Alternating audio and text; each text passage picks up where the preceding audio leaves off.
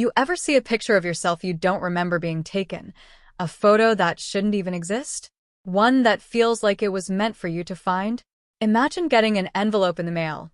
No return address, no note, just an old, slightly faded photograph of you as a baby. But here's the thing. You were adopted at birth, and your adoptive parents swear they have no such photos. They've never seen this one before. You ask them again, press them, but their answers stay the same. We never took that picture. We don't know who did. Now, imagine this keeps happening. Month after month, a new photo arrives. Different poses, different times, always of you as a baby, always unfamiliar. The kind of photos only a parent could take. And now you're starting to wonder, if I was adopted and my biological parents are supposedly out of the picture, who's sending these? And why now? Hey, if this is your first time watching one of my stories, welcome. And if you're a returning viewer, you already know. What you're about to watch isn't just another mystery story. It's a psychological unraveling. A real-time decoding of something that shouldn't make sense, but does. If you clicked on this video because the title made your stomach twist a little, if you're someone who needs to know what happens next and can't let a story go unfinished, then you're exactly where you need to be. I promise you, by the end of this video, you'll get the answers you came looking for. This isn't just a ghost story or a creepy twist. It's deeper than that. What we're diving into tonight is about identity, memory, and the haunting truth that sometimes family secrets aren't buried. They're sent directly to your doorstep.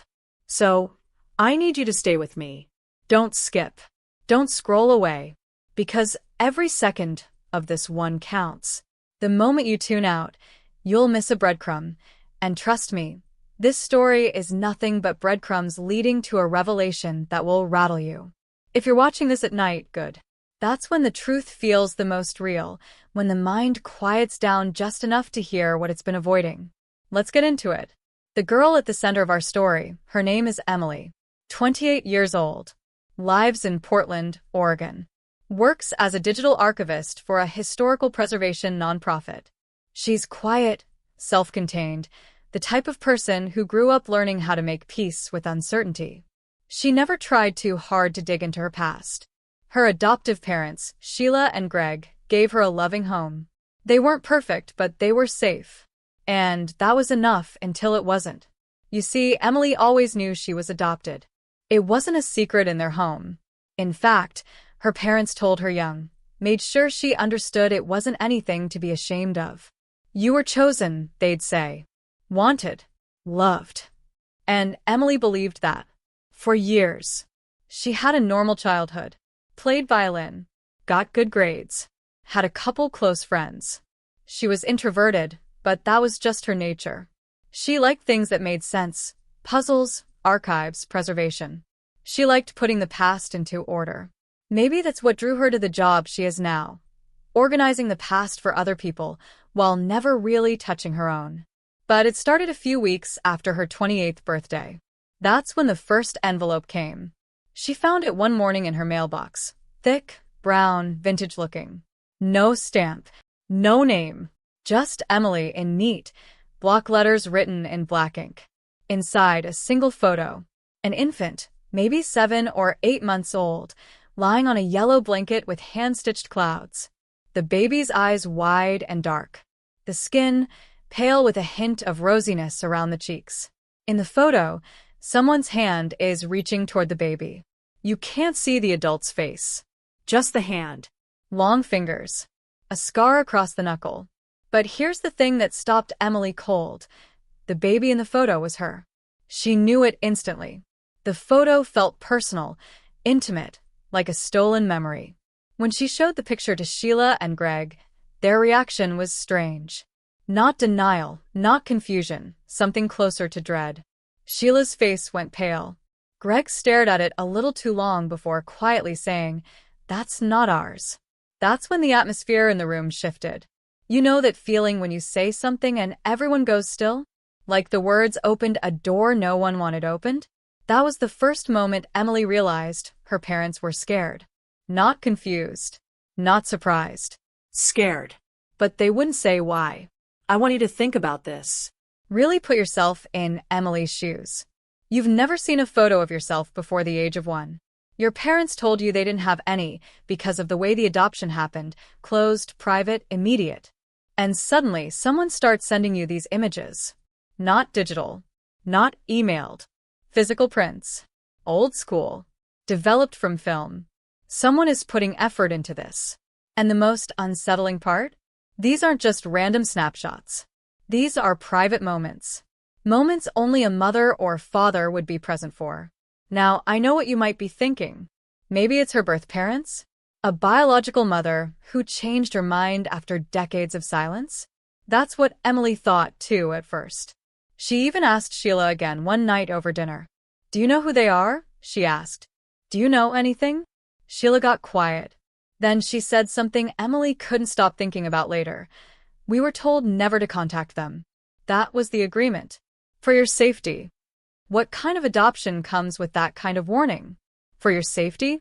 Let me pause here for a second, because this, right here, is where the story begins to bend. If you're still watching, you already feel it. That tingle in your gut. That sense that something's off, but you can't quite name it. That's intentional. Because what we're unraveling isn't just a who sent the photo mystery.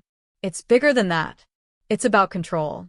About what people will do to rewrite the truth, and what happens when the real story fights its way to the surface.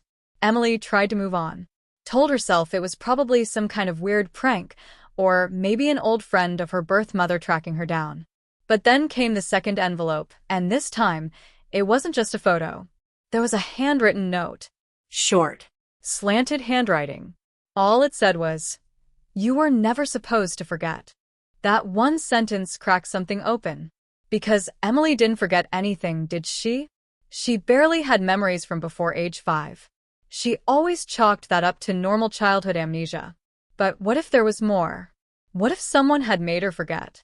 That's when she started digging, not into records, not into files, but into herself.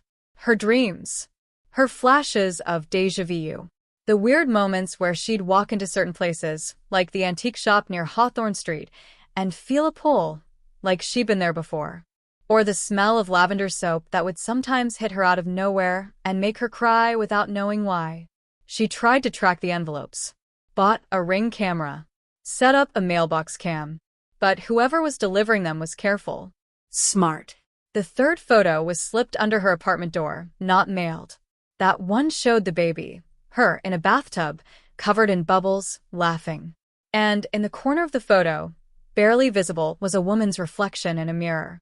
Long dark hair, pale skin, not smiling, just watching. Emily started showing the photos to a few close friends, hoping maybe someone would notice something, a pattern, a clue. One friend, a coworker named Jonah, noticed something strange. He pointed out that in every photo, the background looked dated. The wallpaper, the furniture, the colors.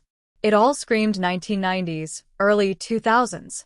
Not unusual for baby photos, but what made it odd was that Emily was born in 1997. And the items in the photos? They weren't just old. They were too old. Like the photos had been taken long before she was born. You're starting to see it, right? This isn't just about adoption. This is about time. About altered records. About truths so deeply buried someone is risking exposure, just a reminder of them. So the real question isn't just who's sending the photos.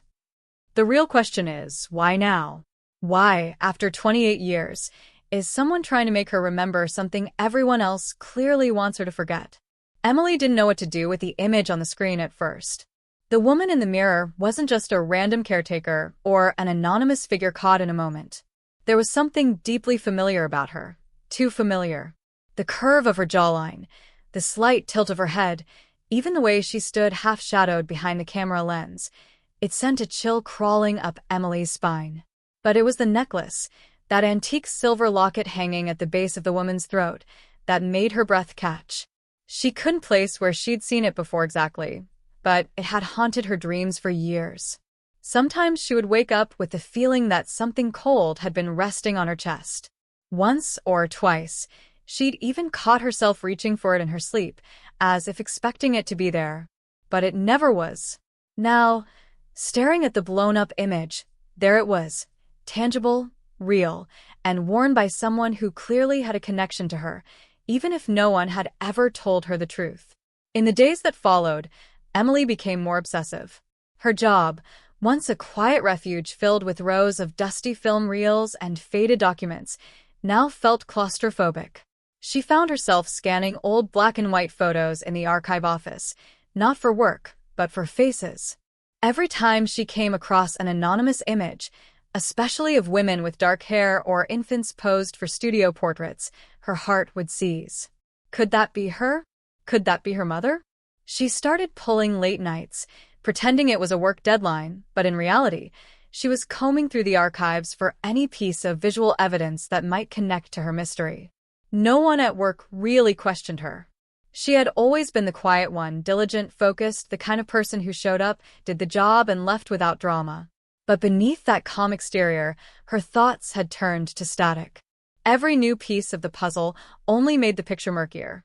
It didn't help that she'd started receiving the envelopes more frequently. At first, they came once a month. Now, they were arriving every few days, each one more detailed than the last. One showed her sitting in a crib next to a plush rabbit toy she had never seen before, but somehow, she remembered its name, Mopsy. Another showed her standing, barely able to walk, reaching up towards someone just outside the frame. That one made her cry, not because it was eerie, but because it felt like something she'd lost, like something that had been ripped away too soon. Each envelope carried no return address, no fingerprints, nothing that would help identify the sender. Just her name and the photo. Over and over. Her adoptive parents weren't much help either. Greg had grown strangely quiet, deflecting questions, and Sheila had started spending more time away from the house, volunteering at the church food pantry or visiting friends Emily didn't know. Every time she asked about the locket or pressed them about the woman in the mirror, they both offered the same rehearsed line, "We only know what the agency told us." It was a sealed adoption. But that couldn't be the whole truth. Not anymore. Not when the past was being mailed to her one photograph at a time. There was one person, though, who had always been able to see past Emily's walls, her best friend, Aisha. They met in college, two introverts orbiting the same quiet corners of campus until one day, a shared love for obscure documentaries led to a friendship that lasted a decade. Aisha was a social worker now, sharp-eyed and intuitive, and when Emily finally told her about the envelopes, she didn't laugh or call it paranoia. Instead, she listened closely, then leaned back in her chair and said something that made Emily shiver. "This doesn't sound like a birth parent trying to reconnect. It sounds like someone trying to make sure you remember something. Something specific." Emily hadn't thought of it that way. But the more she did, the more it made sense. What if this wasn't about reunion or reconciliation? What if it was about exposure? Someone wanted her to uncover something buried. But what and why now? Aisha offered to help, and together they started making a timeline. When the photos started, where they were delivered, what each one showed. But there were patterns Emily hadn't noticed on her own. Aisha pointed out that every time a new photo arrived, it seemed to follow some moment of emotional vulnerability. After her birthday, after she had a particularly intense conversation with her parents, after a night where she'd visited a local thrift shop she hadn't been to since she was a teenager. It was almost like someone was watching her, not constantly, but enough to know when she'd been emotionally shaken. Enough to know when she'd be more open to the next breadcrumb. That theory led to another disturbing question. Could it be someone she knew? A coworker? A neighbor? Jonah, the guy from the archives who'd helped enhance the photo, had access to everything she worked on. And lately, he'd started acting different. Not overtly creepy, just more present. Offering help she hadn't asked for. Showing up in spaces he usually avoided. Once, she even caught him watching her from the break room window when he thought she wasn't looking.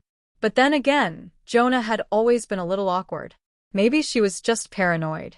Then there was her neighbor down the hall, a retired librarian named Mrs. Anson, who had a strange habit of knowing when Emily got mail.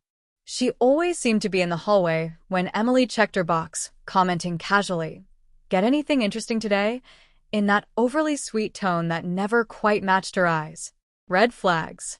Or maybe just red herrings. That was the problem. Once you start questioning your reality, everything starts to look like a clue. Every sideways glance, every coincidence, every repeated dream. And speaking of dreams, those were getting worse. More vivid, more specific. She started waking up in the middle of the night with memories that didn't feel like dreams at all. Memories of a blue and white wallpapered room. A woman's voice humming a lullaby she couldn't quite place. The scent of chamomile and smoke. One night, she woke up clutching a word she'd never heard before. Ashgrove. She Googled it, found nothing that made sense. But it lingered in her mind like a broken lyric. And then came the fifth envelope. This one was different. It was thicker than the others. Inside were 2 photos and a small folded map. The first photo showed her in a hospital, swaddled and newly born, held by a woman whose face was scratched out. Not blurred, deliberately scratched with something sharp. The second photo was older than the rest, possibly from the late 80s, showing a house surrounded by trees, isolated, with a narrow path leading to what looked like a garden shed. The map was hand-drawn, old-fashioned, with a red X scrawled across a clearing labeled Ashgrove. That's when Emily knew it wasn't over. Not even close. Someone didn't just want her to remember. They wanted her to go back. And she would. Because the truth wasn't going to mail itself. It had already started unraveling in front of her, and whatever was waiting at the end of that path, whatever Ashgrove was or had been, held the key to everything. Her identity, her past, and why someone had spent decades making sure she never, ever found out the truth. But as she stared at the hand-drawn map, tracing the lines with her fingers, she couldn't shake the feeling that once she crossed into that clearing, she might not be coming back the same. Or at all. Emily sat in her car, the hand-drawn map spread across the passenger seat, the red X glaring up at her like a wound that had never healed. The edges were torn, the paper soft with age, but the lines were clear. She had traced them over and over for days, trying to commit every curve, every tree marker, to memory. Ashgrove. A word that came to her in a dream, a name that wasn't in any database, not on any map app, not even buried in the city archives she had access to through work. It wasn't a place meant to be found by accident. It was a memory turned into coordinates, and now it was the only lead she had. But something didn't feel right. She had planned to drive out that morning, leave before sunrise, bring Aisha with her for backup, but when she called, Aisha didn't answer. Not just once. Not all day. Texts left unread. Voicemail full. It wasn't like her. She was the kind of friend who always responded, even when she was swamped at work. Emily tried not to jump to conclusions. People get busy. Phones die. But a knot had started to twist in her gut, and it wouldn't let go. By nightfall, her nerves were fraying. She went to check her mailbox, half expecting another envelope, but instead, she found something even stranger. The last 3 photos were gone. The ones she had kept stacked inside a manila folder in the back of her locked desk drawer, missing. Nothing else in her apartment was touched. No sign of a break-in. But the folder was empty, like someone had come just for those. Her hands trembled as she checked the rest of her things. Nothing else missing, nothing stolen. Just the evidence. The proof that this wasn't all in her head. Whoever had been sending the photos had either come to retrieve them, or someone else didn't want her to have them anymore. She called Jonah next, thinking maybe he had kept copies from when he helped her enhance them. But when he picked up, his voice was clipped, strange. "I don't think you should keep looking into this," he said flatly. Emily paused. "What do you mean? You told me you thought it was worth figuring out."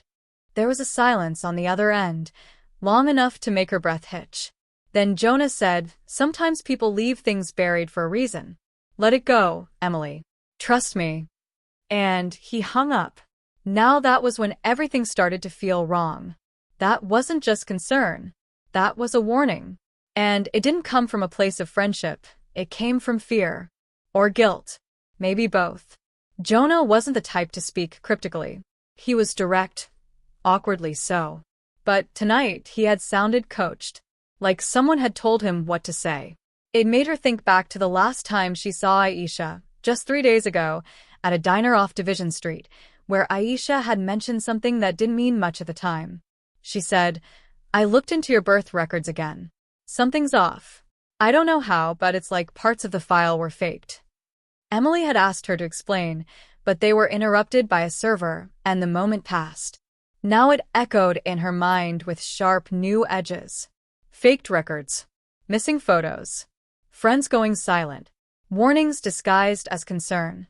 That night, she didn't sleep. She sat on the floor of her living room, every light on, trying to piece together what she knew. There was a woman in the photo with the locket. A house with no address.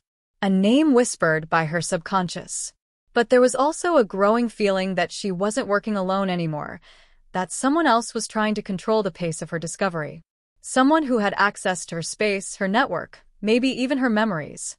The next day, determined not to be intimidated, she drove out of the city. The map led her toward the mountains east of Portland, where the GPS signal flickered out 20 miles past the last recognizable highway exit. Dirt roads swallowed her tires. Pines lined the route like sentinels, and the air turned colder.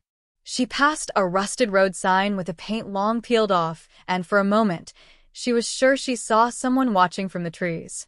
But when she stopped the car and looked, no one was there. Only wind and silence. The trail ended near a clearing that matched the shape from the map. Emily stepped out cautiously, the map in her jacket pocket, phone in hand though it had no signal. The air here was different, staler, like time had been paused too long.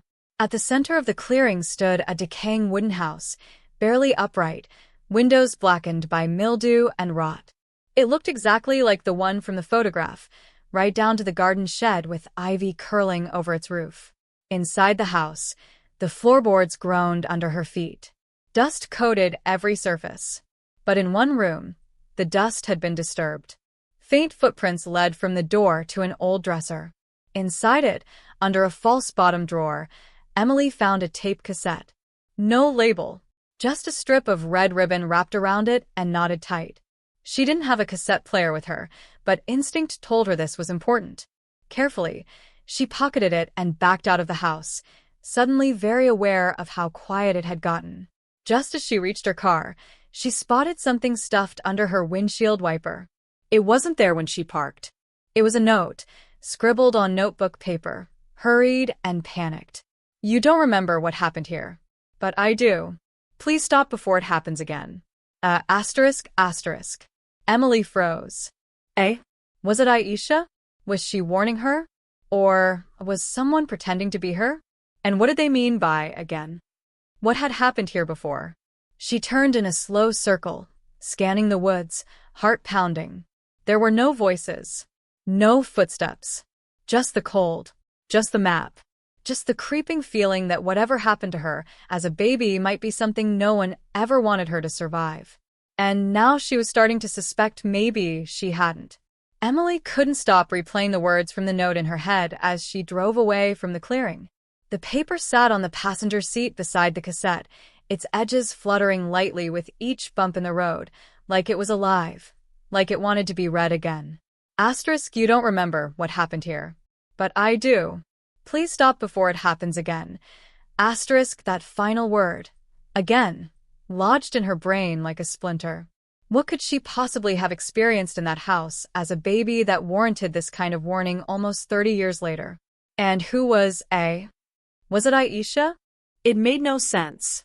Aisha would have told her face to face, if she was even okay. Emily still hadn't heard back from her. Her calls went straight to voicemail. Her texts were unread. And something about that silence started to feel less like absence and more like erasure. The cassette tape was burning a hole in her pocket. When she got back to the city, she stopped at a vintage electronics shop she remembered passing a few times in southeast Portland, a place that looked like it belonged in a different decade. The bell on the door jingled, and the air smelled like dust and old plastic. She bought a refurbished Walkman, the kind with headphones wrapped in foam, and took it back to her apartment. She didn't wait. She sat on the floor, lights off, headphones on, heart pounding so loud it almost drowned out the click of the play button. There was static at first, then a low hum like someone breathing too close to the mic. Then, slowly, a woman's voice. Soft. Tired. Her tone shook like she had been crying before pressing record. If you're hearing this, then they didn't stop you, the voice said. I tried to make sure no one would ever find this. But if you remember anything at all, you have to listen carefully." Emily's breath caught. She didn't recognize the voice, at least not consciously. But it had the weight of something buried deep in her cells, a memory she couldn't access but still responded to. The woman on the tape went on, her words unraveling into a story half told and half begged for understanding. "Your name wasn't always Emily. They changed it after Ashgrove. After the fire. But you weren't supposed to survive." That sentence froze everything. The tape crackled. "There were others, too. But you were the only one they took. I saw it happen. I watched them load you into the van." I screamed. No one came. Then silence. A click. The tape ended. Emily pulled the headphones off and sat motionless in the dark, the shadows stretching long across the walls. Her fingers trembled. A fire? A van? Her name wasn't always Emily? The questions came faster than her brain could organize them, overlapping and swallowing each other. But one thing was clear. Someone had tried to kill her as a baby. And someone else had risked everything to stop it, and maybe failed. Before she could even begin to process it all, her phone vibrated. A message from an unknown number. It was a photo. Blurry. Taken from a distance. But it was unmistakably Aisha, standing outside her own apartment building, talking to a man in a dark coat. The timestamp was from an hour ago. There was no message with it. No threat. Just the image. A warning. Emily's first instinct was to call Aisha again, but she hesitated. If someone was watching her, could they be watching Aisha, too? Could she trust anyone to not be part of this? That's when it occurred to her. What if Aisha had received something, too? Unable to wait, Emily drove straight to her best friend's building. The front door was locked, but she knew the code. The halls were dimly lit, smelling of old wood and cheap laundry detergent. She knocked. No answer. Knocked again. Nothing. She tried the door. Unlocked. Inside, the apartment was clean, but too clean. Like someone had recently wiped it down. A few framed photos were missing from the walls. Her laptop was gone. Drawers were empty. But on the kitchen counter was a single manila envelope, addressed in the same tight handwriting Emily had been receiving for weeks. Her heart seized. She opened it. Inside was a photo of a different baby. Not her. Someone else. Different eyes. Different blanket. And scribbled on the back in rushed, slanted handwriting. Asterisk, not the only one. Asterisk. Emily stumbled back, mind racing. Whoever was behind this, they weren't just targeting her. There were others. Possibly more children who had been taken, replaced, renamed. This wasn't just an adoption. This was a cover-up. Something dark. Something organized. She sat down at the table, scanning every inch of the photo. In the background, just barely visible, was the edge of a carved wooden toy. Something handmade.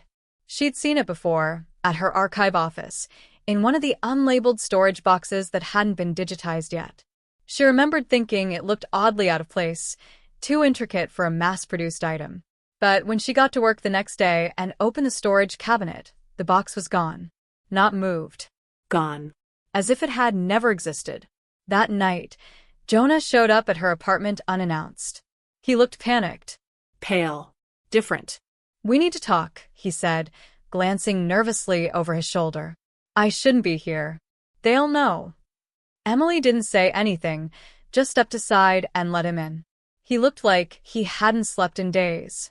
His hands trembled as he pulled something from his coat pocket. A small, silver locket. The same one from the mirror.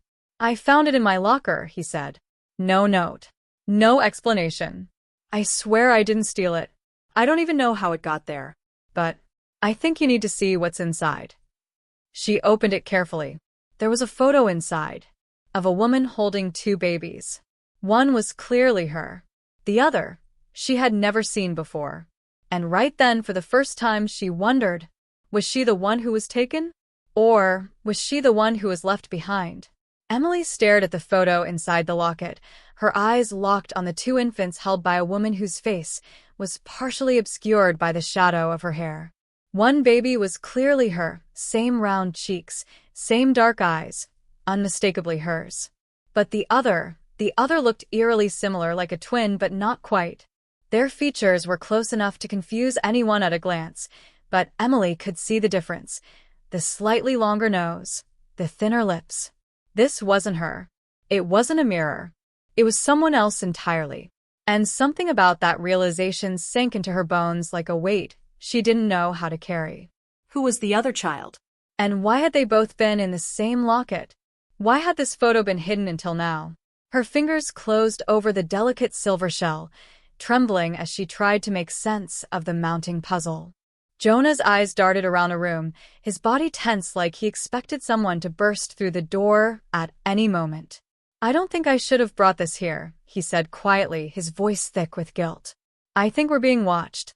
At first, Emily wanted to dismiss it as paranoia, just a symptom of too many coincidences stacking up too fast.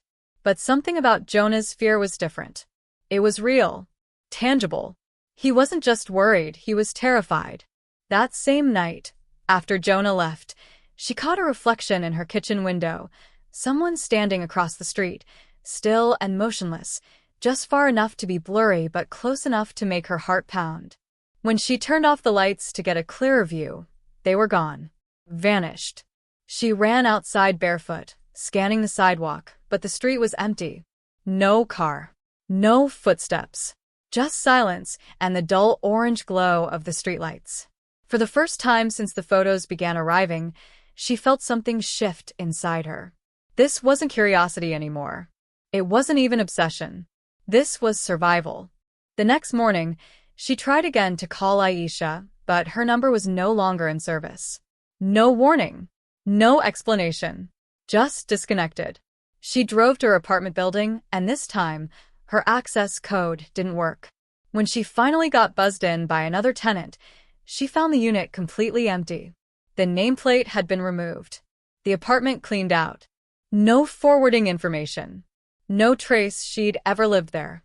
Emily asked the front desk manager what happened, but he just looked confused and told her that unit had been vacant for weeks. He didn't recall anyone named Aisha. "Are you sure you've got the right building?" he asked, his tone friendly but dismissive.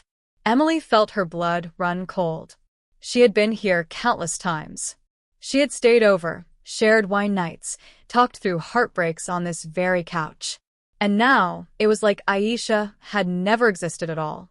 That night, a package arrived at Emily's door with no postage, no markings, just her name in ink. Her hands shook as she opened it, expecting another photo, another twisted breadcrumb. But inside was something worse. A phone. An old flip phone, barely functioning, already powered on. And on the screen was a single message. Asterisk, you were supposed to stay quiet. Asterisk, she dropped it as if it burned. Every instinct screamed at her to run. But where would she go? Who could she trust?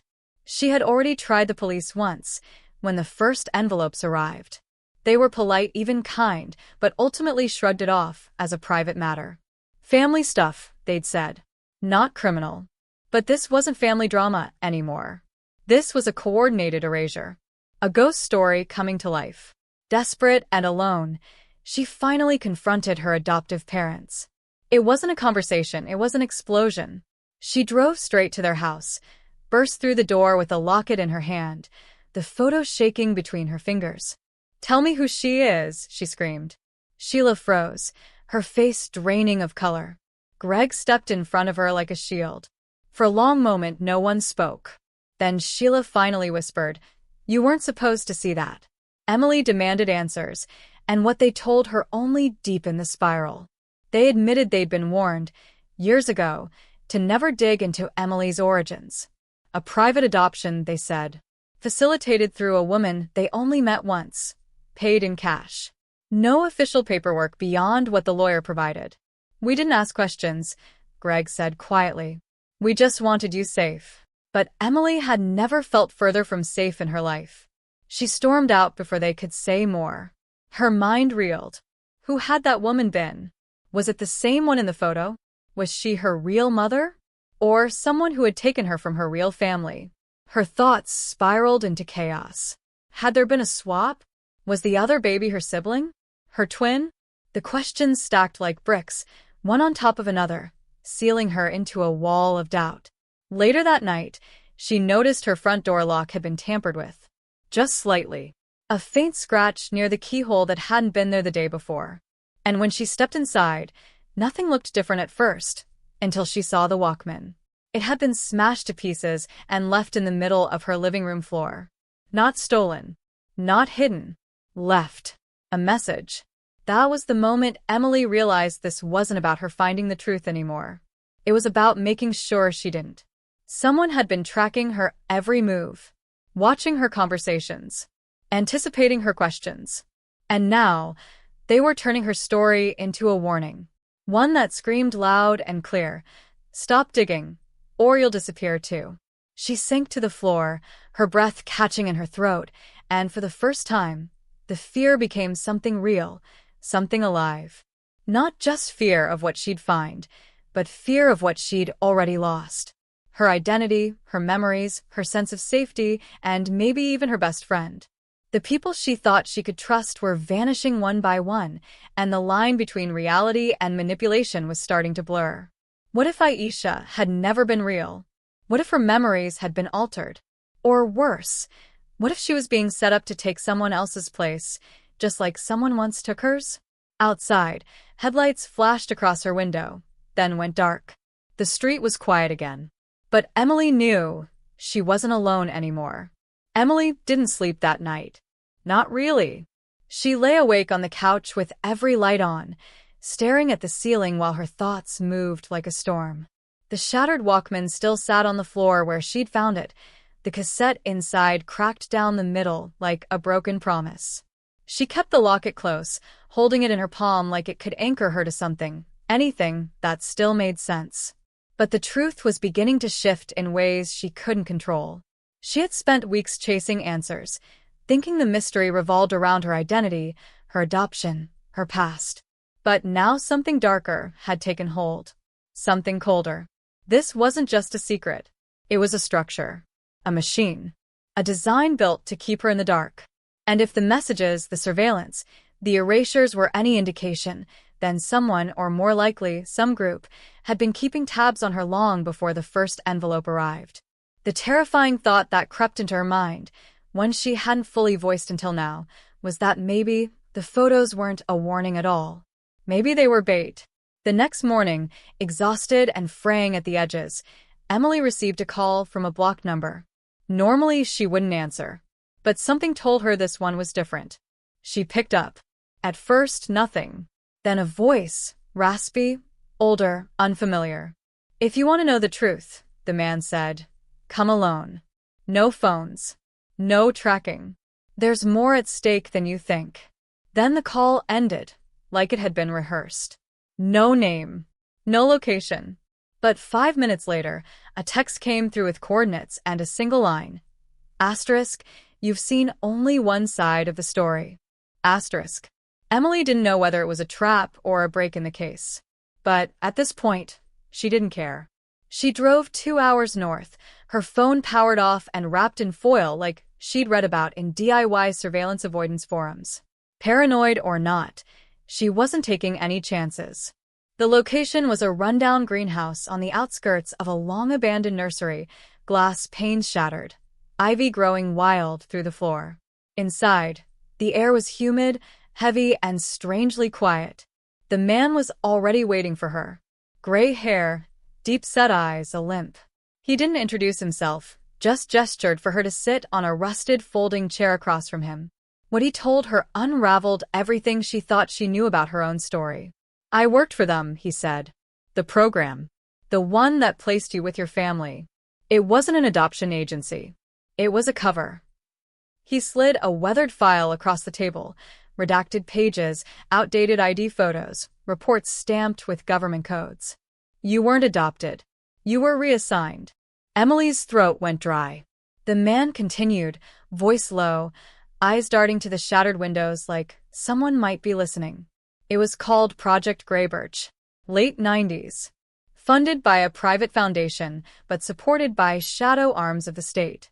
They took children from compromised environments, war zones, cults, Black Ops experiments and placed them into sterilized lives. Clean names, clean homes, monitored indefinitely. The idea was to see if nature could be rewritten by nurture. But not everyone in the program agreed with the ethics. He paused. You were one of the last. Emily shook her head, trying to keep up, but the world around her was tilting. That's not possible, she said, barely above a whisper. My parents, they wanted me. The man didn't flinch. Maybe they did, but they were chosen. Just like you. This was never about love. It was about control. He slid another photo across the table. Emily's breath caught. The other baby. The one from the locket. A name was scrawled on the back, Sarah, and beneath that, prototype 3A. She stared at it, her hands suddenly cold. The man leaned forward. Sarah wasn't your sister. She was your mirror. A genetic copy. Created as part of the dual-path experiment. You were raised in a controlled home. She wasn't. Emily reeled, her mind folding in on itself. Clones? Experiments? This couldn't be real. It sounded like some fringe conspiracy out of a Netflix docuseries. But the file was real. The images were real. The fear behind the man's eyes, too raw to fake. What happened to her? Emily asked. The man looked down. She vanished. Went off-grid 15 years ago. We assumed she died. But now? I'm not so sure. Emily's hands started to shake. If this was true, then every photo she'd been sent, every envelope, might not have been a message from her past. They might have been breadcrumbs from Sarah. Or warnings. Or worse, a setup. Why now? Emily asked. Why am I only learning this now? The man looked her dead in the eye. Because she's back. And you're not the only one she's reaching out to. Before Emily could ask what that meant, the man stood abruptly, panic in his eyes. We're not alone. A low hum filled the greenhouse, like a drone, somewhere overhead. Emily turned to the sound, but before she could process it, the man shoved the file into her hands. Run, he said. And whatever you do, don't trust anyone who calls themselves the second path. Then he bolted through a side door. She chased after him, but by the time she got outside, he was gone. Just woods, wind, silence. She drove home like her hands weren't even on the wheel, the file gripped to her lap, her thoughts spinning.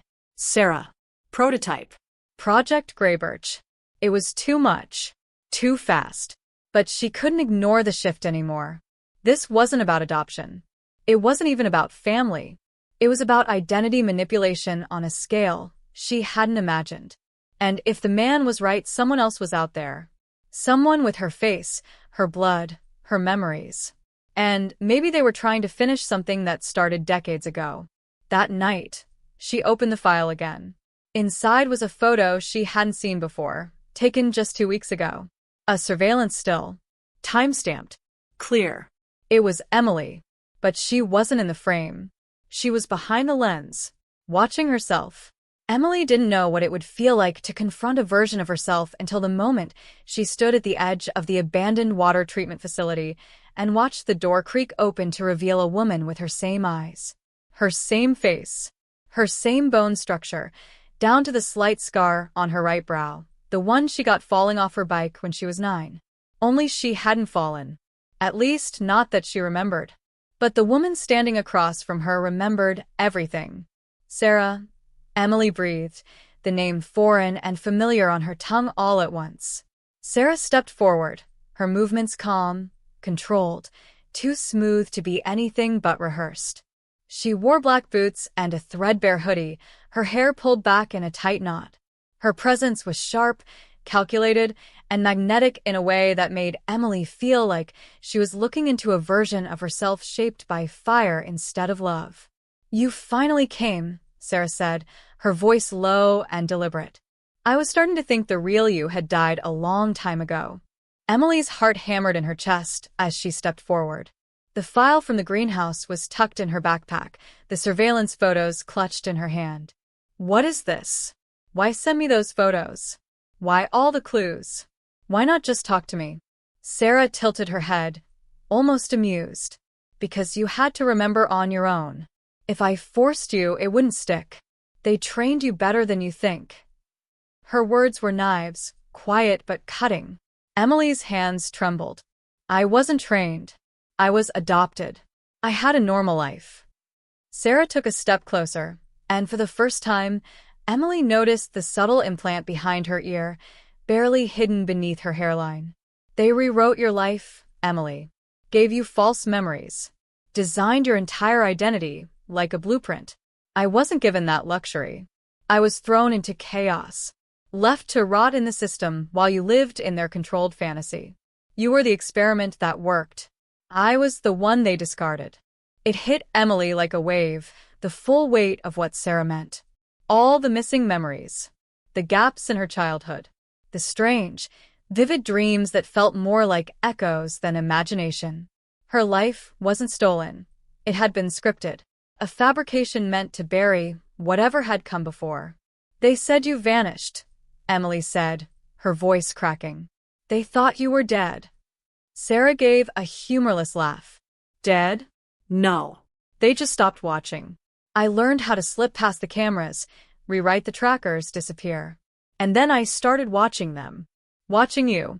Watching how perfect your life turned out while I had to crawl through shadows to survive." Her face hardened. "I didn't send the photos to scare you. I sent them to wake you up." Emily felt a storm rise inside her. Confusion, guilt, fury. "You used Aisha. You used Jonah. You made me think I was being hunted." Sarah didn't flinch. "You were being hunted. Just not by me." She pulled a small USB drive from her pocket and tossed it to the ground between them. "That's everything. Every surveillance file they ever compiled on us. Every name. Every handler. Every test result. You want answers? There they are." Emily reached down, fingers brushing the drive, but something in the air shifted. A shadow moved near the upper balcony of the building. Sarah snapped her head toward it. "They followed you," she whispered. "You led them straight to me." Before Emily could speak, a gunshot cracked through the air. The metal wall behind her exploded in sparks. Sarah pulled her into cover behind a concrete pillar, breath ragged. "They've been trying to erase me for years," she hissed. "I've been 2 steps ahead until now." More shots echoed through the building, sending debris flying. Emily looked at her, heart pounding. "Who are they?" Sarah's eyes burned. "The second path. They don't want survivors. They want silence. We're the loose ends." Everything blurred after that. Sarah led Emily through rusted catwalks and dark hallways, weaving through corridors like she'd memorized the layout. Emily followed, adrenaline crashing against panic. They reached a locked service room, where Sarah pulled open a hatch in the floor, revealing an old maintenance tunnel. As they climbed down, Emily grabbed her by the arm. "Why me? Why now?" she asked. "Because you're the only one left," Sarah said, voice trembling for the first time. "They eliminated the others. The whole program. You and I were all that's left. And they're cleaning up what they missed." Down in the tunnel, with only flickering emergency lights to guide them, Emily's mind reeled. The enemy wasn't just a shadowy agency, it was the narrative she'd believed her whole life. The family she thought had saved her. The self she thought she understood. Everything was fracturing. Sarah led them into a generator room filled with old control panels and broken monitors. She connected the USB to a dusty terminal and began decrypting the files. Emily watched as names flickered on the screen, names of children, handlers, doctors. Her name. Sarah's. And then one more. Aisha. Emily's stomach dropped. She was part of it. Sarah didn't look at her. She was never your friend. She was your case manager. She was assigned to monitor your development. The warm nights and wine and advice? All scripted. All reports. She got too close, too emotional. They pulled her out. That's why she disappeared. Emily's world cracked open in that moment. The one person she trusted most had been watching her the whole time. A betrayal so complete, it made her knees weaken. But there wasn't time to feel it, not yet. A siren blared from above. A trapdoor slammed open in the ceiling. Boots pounded. Flashlights swept the walls. Sarah grabbed her arm. We run now or we die here. They fled through the tunnels, lungs burning, footsteps echoing like thunder. As they reached the exit hatch leading to the woods, Sarah stopped. If I don't make it, you keep going. You expose this. You let the world see what they did to us. Emily nodded, tears mixing with sweat. She pushed open the hatch, and that's when the final shot rang out. Emily turned. Sarah fell, one hand outstretched toward her. No sound escaped Emily's mouth, only a scream trapped inside her lungs. She dropped to her knees, grabbing Sarah's shoulders, blood blooming across the front of her hoodie. You have to get out, Sarah gasped, forcing the USB drive into Emily's hand. They'll never stop if you don't finish it. The woods swallowed Emily moments later. She ran until her legs gave out. Ran until morning. Ran until she didn't know if the pounding in her chest was grief or fury or both. And when she finally stopped, the sky was bleeding light, and she was the only one left. But she still had the drive. And she wasn't running anymore. Not from the past. Not from the truth. Not from who she really was. But just as she caught her breath, ready to find a place to upload everything, her phone, now turned back on, buzzed once. A message. From an unknown number. Nice job, Sarah. You always were the better actress. Emily froze. The phone slipped from her hand, because in that moment, she realized something horrifying. Maybe she wasn't Emily after all.